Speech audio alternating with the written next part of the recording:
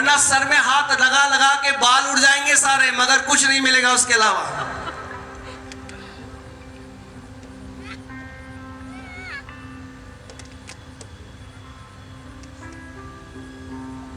हर एक परमेश्वर का जो दास है, उसको परमेश्वर ने इसीलिए नियुक्त किया है कि वो उसके वचन को बता सके। कोई भी परमेश्वर का दास आपका उत्तर नहीं है। मैं आपका उत्तर नहीं, जो वचन मैं दूंगा आपको, उसमें आपका उत्तर है, उसमें आपकी जय है, उसमें आपकी चंगाई है, उसमें आपका छुटकारा है, उसमें आपका ब्रेक थ्रू है।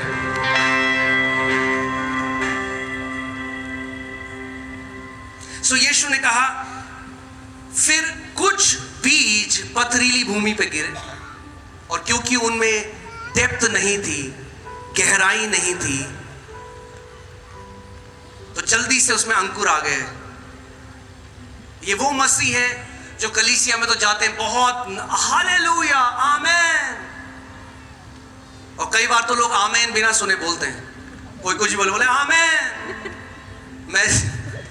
मैं जब एक कलीसिया, जो उस कलीसिया में था, और जब 19 साल का था, तो वहाँ पे पास्टर बता रहे थे कि देखो कितने रेप हमारे शहर में हो रहे हैं, और एक ऐसी बहन है जिनके साथ रेप। एक बंदा बोलता है आमेन, थैंक यू जीसस। ये क्यों ऐसा होता है? यीशु ने क्या कहा? क्योंकि उनके क्या है? सुनने के कान नहीं हैं। वो वचन को ध्यान धरकर नहीं सुनते, क्योंकि उन्हें क्या लगता है, मेरा छुटकारा किसमें? तेल की बोतल में है, रुमाल में है, किसी के हाथ में है। अरे आपका छुटकारा परमेश्वर के जीवित वचन में है।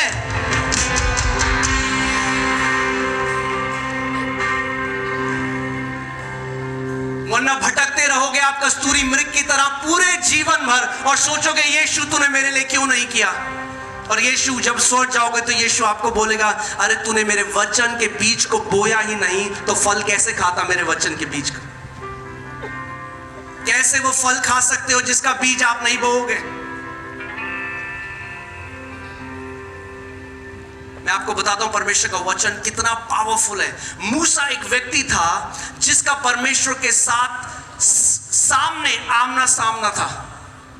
मूसा एक व्यक्ति था जिसने स्पेक्टेकुलर एक्सपीरियंसेस, खतरनाक भयंकर उसके दर्शन थे परमेश्वर के साथ, मगर वो वाचा के देश में प्रवेश न कर सका।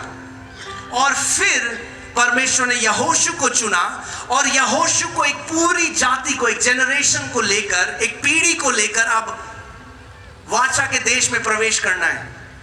मगर सबसे हैरान कर देने वाली बात यह है कि परमेश्वर ने अब यहोशू को कोई दर्शन नहीं दिए, कोई एक्सपीरियंस नहीं दिए, कोई अनुभव नहीं दिए, पर उसने यहोशू को कहा, यहोशू व्यवस्था की ये पुस्तक तेरे चित्त से ना उतरने पाए, तू इसमें दिन रात ध्यान करे रहना, ताकि जो कुछ इसमें लिखा है उसको करना तू कर सके, तब तेरे सब काम सफल होंगे और तू प्रभावशाली होगा।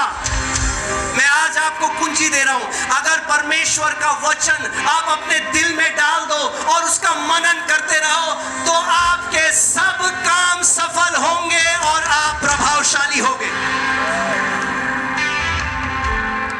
और सोचो, यहोशू दिन और रात परमेश्वर के वचन पे मनन करने लगा, दिन और रात परमेश्वर के वचन पे मनन करने लगा, जो लिखा था उस पर वचन। और यहोशू अकेला वो व्यक्ति बन गया जो ग्रहों को उसने बोला सूरज वहीं रहे, और बोला चांद वहीं रहे, और नक्षत्र भी यहोशू की आदेश को मानने लगे, जबकि उसके पास कोई अनुभव नहीं था। आप जानते हैं उसके पास क्या था? उसके पास वचन था। और आज मेरी बात ध्यान से सुनना, अनुभव जरूरी है, मगर एक व्यक्ति जिसके पास केवल अनुभव है और वचन नहीं है, वो जैवन जीवन नहीं जी सकता। मगर एक व्यक्ति जिसके पास वचन है, वो हमेशा एक अड़िग और एक जयवंत जीवन जिएगा।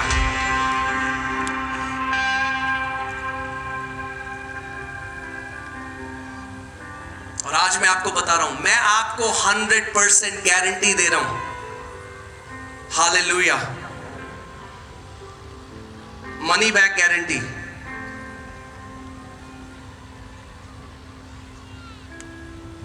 वो आपको यीशु मसीह देंगे। सो जितने लोगों को हमने ये सिखाया और इतना आसान है, आप जानते हैं इतना आसान है, क्योंकि हमने हमेशा क्या देखा, कोई परमेश्वर का दास है वो अभिषिक्त है। अरे वही अभिषिक्त आप भी हो। जो परमेश्वर ने अपने दासों को नियुक्त किया है, उनका मेन काम क्या है कि वो लोगों को परमेश्वर का वचन सिखा सकें जिसमें जीवन है। अगर आपने उसके वचन का प्रगटीकरण पा लिया, उसको ग्रहण कर लिया, फिर शैतान बांध नहीं पाएगा आपको। अगर एक बार बीज भूमि में चला गया तो बाइबल कहती है पहले अंकुर आएगा, फिर बाल आएगा, फिर उसके बाद फल आने लग जाएगा। कितने लोग चाहते हैं आपका घर स्वर्गदूतों से भरा रहे? मुझे हाथ दिखाओ। ओके, मैं आपको शॉर्ट एक चीज सिखा रहा हूं जो वचन से है, जो मेरे साथ हुई। मैं आपको आज एक गवाही बताता हूं। मेरे जो फादर इन लॉ है, मेरे जो ससुर हैं, उनको कैंसर हुआ लास्ट स्टेज का। वो प्रभु को नहीं मानते थे और उनको कैंसर हुआ, उनको पेट में दर्द हुआ। वो दिल्ली आए, जब डॉक्टर के पास गए, जब टेस्ट कराया तो पता चला कैंसर है। डॉक्टर ने कहा 3 महीने का समय है आपके पास। और मैं एक दिन अपने कमरे में गया, मैं प्रार्थना कर रहा था और मैं पिता से बोल रहा था। मैं कहता, पिता इसका क्या उत्तर है, क्या मैं करूं? क्योंकि मैंने बहुत बार उन्हें वचन प्रचार करने की कोशिश की, मैंने यीशु के बारे में बताया, मगर आप जबरदस्ती नहीं कर सकते किसी के साथ। तो मैं परमेश्वर के पास गया, मैंने कहा प्रभु मैं क्या करूं? तो जब मैं परमेश्वर पिता से बात कर रहा था तो एक बड़ा स्वर्गदूत मेरे सामने आके खड़ा हो गया, करीबन 8-9 फीट लंबा, और वो मुझे टकटकी लगा के देखता रहा। मुझे लगा वो मुझे कोई मैसेज देगा, मगर वो खड़ा रहा। और फिर पवित्र आत्मा ने मुझसे कहा, इसको नारायण के जीवन के लिए लड़ाई करने के लिए भेज। नारायण मेरे ससुर का नाम। मैंने प्रभु से कहा, मैंने कहा प्रभु मुझे नहीं पता कैसे मैं एक स्वर्गदूत को भेज दूं। प्रभु ने मुझे एक वचन दिया और बोला इस वचन की घोषणा कर। और अगर आप रेडी रहे, प्रभु ने मुझे कहा इस वचन की घोषणा कर। तो जैसे ही मैंने सुना जो पवित्र आत्मा ने कहा और मैंने उसकी घोषणा करी, अचानक वो स्वर्गदूत वहां से गायब हो गया कमरे से। और उस हफ्ते मैं अपने जो पिता है मेरे ससुर है उनको ले गया पीईटी स्कैन कराने कैंसर का। उससे पता लगता है कि कैंसर कितना फैल गया है शरीर में। और वो स्कैन कराया और डॉक्टर का अगले हफ्ते कुछ दिन बाद मुझे फोन आया और बोला मेरे दफ्तर में आओ जल्दी, बहुत अर्जेंट है। मुझे लगा पता नहीं क्या हुआ, मैं भाग के उनके पास गया। और जब मैं गया तो वो डॉक्टर ने बोला 40 साल, इतने साल जो मैं डॉक्टरी कर रहा हूँ, 40 साल से ज़्यादा, मैंने आज तक ये नहीं देखा, मगर आपके ससुर के शरीर में एक ट्रेस कैंसर का नहीं है।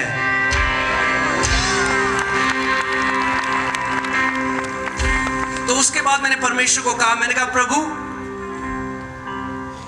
आपको मुझे सिखाना पड़ेगा। मैं कभी भी किसी भी दर्शन को तब तक नहीं मानता जब तक वचन के अनुकूल ना हो। कई मसीहों को आज शैतान इतना इजीली बेवकूफ बना लेता है, एक गलत दर्शन देके, एक गलत ड्रीम देके। सो मैंने प्रभु को कहा, प्रभु अगर आप मुझे नहीं बताओगे तो मैं नहीं मानूंगा कि ये आपकी तरफ से था दर्शन। आपको मुझे सिखाना पड़ेगा कि हम स्वर्गदूतों को असाइनमेंट में यानी काम में भेज सकते हैं। कितने लोग सीखना चाहते हैं अपने स्वर्गदूतों को काम में भेजना? कितने लोग यहाँ उद्धार पाए हुए हैं? मुझे अपना हाथ दिखाए। हाँ, अगर उद्धार पाए श्योर हो तो हाथ हिलाओ। ठीक है, पास्टर सामत इब्रानी 1:14 पढ़िए। इब्रानी 1:14। आज थोड़ा मजा आ रहा है, टीचिंग का थोड़ा टाइम मिला है। हालेलुया, कल और मजा आएगा। ओके, इब्रानी 1:14 पढ़िए। क्या वे सब सेवा टहल करने वाली आत्माएं नहीं? यानी स्वर्गदूतों के लिए लिखा है, क्या स्वर्गदूत जो है वो सेवा टहल करने वाली आत्माएं नहीं, जो उद्धार पाने वालों के लिए सेवा करने को भेजी जाती हैं? जो उद्धार पाने वालों के लिए सेवा टहल करने को भेजी जाती हैं। आज इतने मसीह डिफीटेड लाइफ इसलिए जी रहे हैं क्योंकि उन्हें नहीं पता कि अपने स्वर्गदूतों के साथ कैसे पार्टनर करना है। हम जानते हैं भारत में बहुत बेरोजगारी है, हाँ, मगर आप जानते हैं उससे बड़ी बेरोजगारी स्वर्गदूतों में है। क्योंकि कई मसीह के साथ जो स्वर्गदूत हैं वो बोर हो रहे हैं, क्योंकि मसीह लोगों को पता ही नहीं उन्हें काम में कैसे लगाना है। तो वो परमेश्वर को देख के बोले, प्रभु किसके पास भेज दिया मुझे?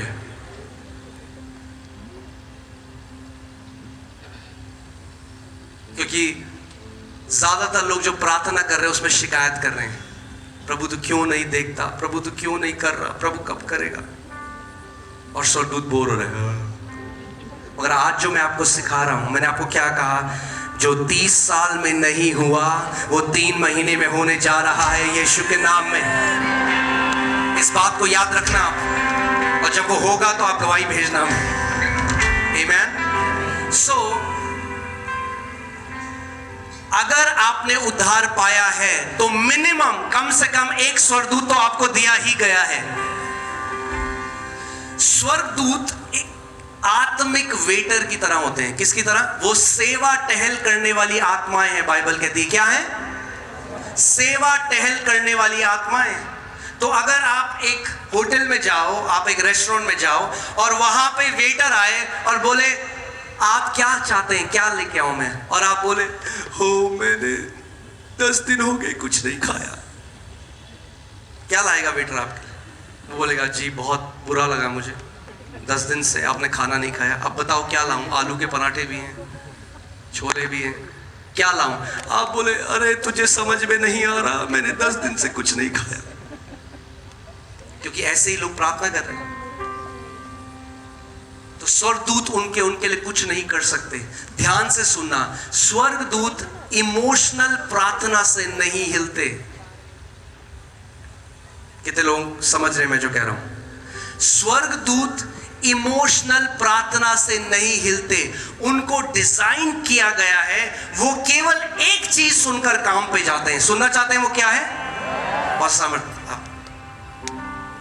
हे यहोवा के दूतों, तुम जो बड़े वीर हो। हे यहोवा के दूतों यानी स्वर्गदूतों, तुम जो बड़े वीर हो और उसके वचन को सुनकर उसको पूरा करते हो। और उसके वचन को सुनकर, ये जो हिंदी में मानना है, इंग्लिश में ये ऐसा नहीं लिखा। इंग्लिश में लिखा है दे हीड, यानी वो ध्यान लगाकर परमेश्वर की आवाज को सुनते हैं, उसके वचन की।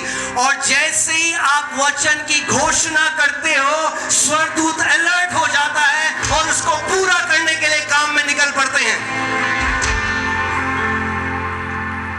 कितने लोगों ने परमेश्वर की महान दास, अब तो वो स्वर्ग में, रेनहार्ड बॉन्की के बारे में सुना है? अगर सुना है आपने तो हाथ ऐसे हिलाएं। एक परमेश्वर के दास थे, महान दास रेनहार्ड बॉन्की। उन्होंने अफ्रीका में बहुत काम किया। और एक बार जब वो प्रचार करने के लिए उठे तो परमेश्वर का आवाज उनके पास आया और परमेश्वर ने कहा, मेरे बेटे रेनहार्ड, मेरा वचन तेरे मुंह में भी उतना ही सामर्थ्य है जितना मेरा वचन मेरे मुंह में।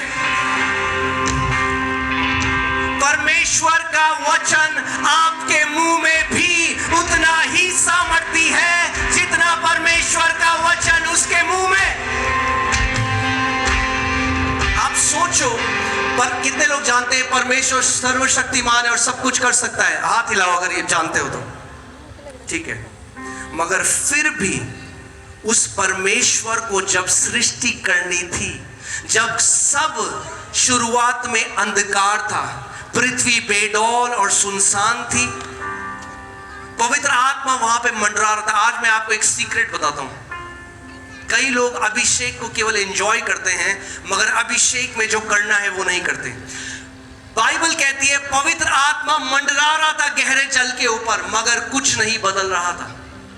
कितने समय तक पवित्र आत्मा मंडरा रहा था हम नहीं जानते। 1 दिन, 10 साल, 100 साल, बाइबल हमें नहीं बताती। मगर पवित्र आत्मा मंडरा तो रहा था, मगर कुछ नहीं हो रहा था। हम लोग गाना गाते हैं, आत्मा मंडराता। आत्मा तो मंडरा रहा है, मगर वो काफी नहीं है। आत्मा मंडरा रहा था, कुछ फर्क नहीं पड़ रहा था जब तक परमेश्वर ने मुंह खोलकर अपने वचन की घोषणा करना शुरू नहीं किया। और जब परमेश्वर ने मुंह खोलकर घोषणा करी तो उजियाला हो गया। और आप जानते हैं कितनी बार परमेश्वर अपनी जीभ का इस्तेमाल एक पेंटर की तरह, एक चित्रकार की तरह करता है। जो वो देखना चाहता है वो बोलता है। हम जो देखते हैं वो बोलते हैं, परमेश्वर जो देखना चाहता है वो बोलता है। परमेश्वर ने अंधकार देखा मगर उसने ये नहीं कहा हाय हाय हाय कितना अंधकार है। हम क्या करते हैं, हम सबको बताते हैं हमारी परिस्थिति क्या कितनी है। जब सबको बता दिया और कोई नहीं बचा तो हम व्हाट्सएप में स्टेटस लगा देते हैं, हम सबको बताना चाहते हैं। जब परमेश्वर ने अंधकार देखा, परमेश्वर ने क्या बोला?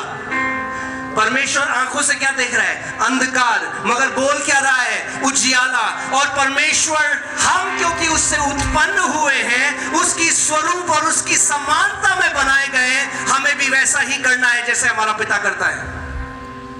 इसीलिए बाइबल कहती है जो कमजोर है वो क्या कहे? मैं बलवान। हम क्या कहते हैं? जो कमजोर कहते हैं ओहो इतनी कमजोरी है मैं आपको बता नहीं सकता। बाइबल कहती है जो कमजोर है वो कहे मैं बलवान हूं, जो गरीब है वो कहे मैं बलवान हूं।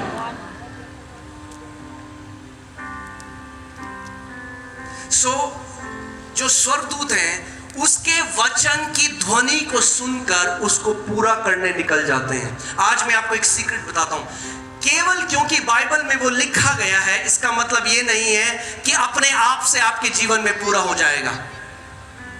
कई लोग कहते हैं भजन संहिता में तो लिखा है हमारे साथ कुछ गलत नहीं होगा, तो क्यों हुआ? क्या भजन संहिता आपने अपने लिए व्यक्तिगत करा? क्या भजन संहिता की घोषणा करना आपने करा? दाऊद क्या कहता है? मैं यहोवा के विषय मानूंगा दिल में नहीं, मैं यहोवा के विषय कहूंगा, वो मेरा शरण स्थान और गढ़ है। सीक्रेट है वचन की घोषणा करने में। जिस वचन को, और आप जानते हैं जेनेसिस में जब आप पढ़ोगे, जेनेसिस 1 से, उत्पत्ति 1 से, परमेश्वर ने कहा और वैसा हो गया और वो अच्छा था। परमेश्वर ने कहा और वैसा हो गया और वो अच्छा था। परमेश्वर ने कहा 9 बार परमेश्वर को कहना पड़ा जब उसने मनुष्य बनाया, उससे पहले 9 बार परमेश्वर ने कहा जो वो देखना चाहता था। उससे पहले उसने कहा आप पहले घोषणा करोगे जो देखना चाहते हो, फिर इन आंखों से वो देखोगे, मगर पहले विश्वास से घोषणा करना पड़ेगा आपको।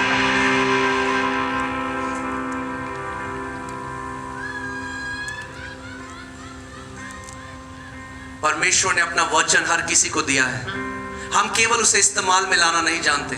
हम सोचते हैं ये धार्मिक किताब है, ये धार्मिक किताब नहीं, ये वो पदार्थ है जिससे परमेश्वर ने पूरे ब्रह्मांड को बनाया। पूरा ब्रह्मांड उसके वचन से रचा गया है और वही वचन परमेश्वर ने हमें भी दिया है। उसका वचन आयु 22 उसके 28 इंग्लिश में बहुत अच्छा लिखा है। उसमें लिखा है Thou shalt declare a thing and it shall be established for you। यानी जिस बात की घोषणा तू करेगा मैं तेरे जीवन में वो स्थापित कर दूंगा। किस बात की घोषणा आप कर रहे हो?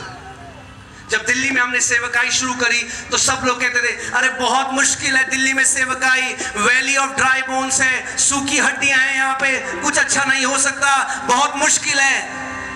और उनके लिए बहुत मुश्किल है क्योंकि वो घोषणा कर रहे हैं। ये प्रभु ने क्या कहा? जिस बात की तुम घोषणा करोगे वो तुम्हारे साथ हो जाएगा। गिनती की किताब में जब वो 10 जासूस ऊपर गए, 12 जासूस गए, 10 बुरी खबर लेकर आए, 2 अच्छी खबर लेकर आए। बाइबल कहती है पूरे इजराइल ने बुरी खबर को माना और कहने लग गए हम कभी भी कनान के देश में प्रवेश नहीं कर सकते। और परमेश्वर ने कहा जैसा तुमने मेरे कानों में कहा है वैसा ही अब तुम्हारे साथ होगा।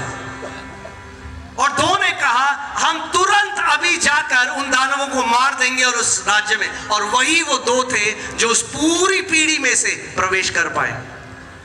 अगर आपको जय का जीवन जीना है, अपनी बाइबल को खोलो, वचन को निकालो और उसकी घोषणा करना शुरू करो। और ऐसी कोई बीमारी नहीं जिसको आप नहीं हरा सकते, ऐसा कोई कैंसर नहीं जो परमेश्वर के वचन के सामने खड़ा रह सके, ऐसी कोई दुष्ट आत्मा नहीं जो परमेश्वर के